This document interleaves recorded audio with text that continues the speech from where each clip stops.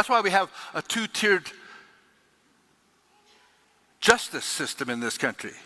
Justice for all of us, and then justice for those that are elite, those who are in political power today, who will never be prosecuted because they're selfish and they have controlled the system. They've infiltrated it to where there is no justice. Truth falls in the street. Mammon controls our country. It's all about self.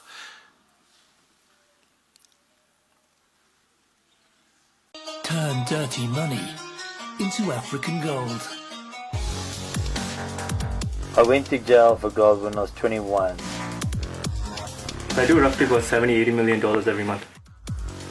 I do 200 kilos a week. 20 to 50 million a week. An exclusive Al Jazeera investigation. There is a hell of a big opportunity to wash money here.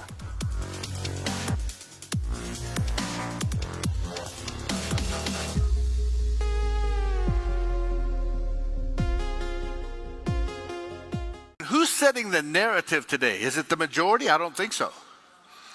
I think there's a small minority that has a loud voice, and they set an agenda, and then the rest of us are afraid to say anything. Hopewell Chinono is a reporter in Zimbabwe, but shortly after exposing corruption in the government, he received that knock at the door. He was arrested, then charged. Opponents of the government say this was punishment sanctioned by its leaders for his reporting on the president. Step by teetering step, the shackled inmate is a former ITV News journalist.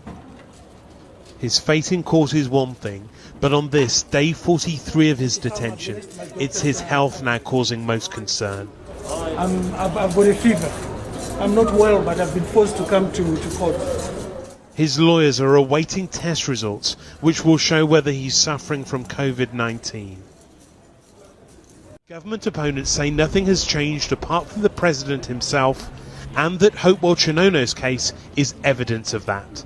The manner of his arrest and his prosecution does seem to be directly linked to his reporting as a journalist on corruption in Zimbabwe. Government critics say what started as a single expose continues to reveal more about how Zimbabwe still works. Rohit Khatri, News at 10.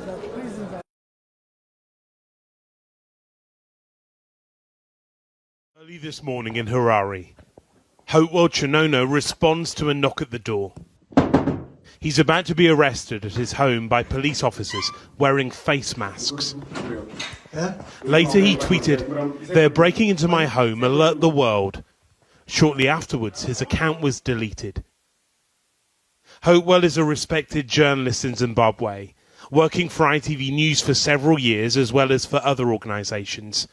His recent reporting has exposed corruption, and his commentary often a crusading critique of the state. But from the government, a familiar response with echoes of the Mugabe days. We're not the problem, they say. Other countries are. I would say the so-called international community has been interfering in Zimbabwe's judicial system and in the Hopewell case in particular. They are interfering. The Zimbabwean government is enforcing its law, is governing, and they are interfering.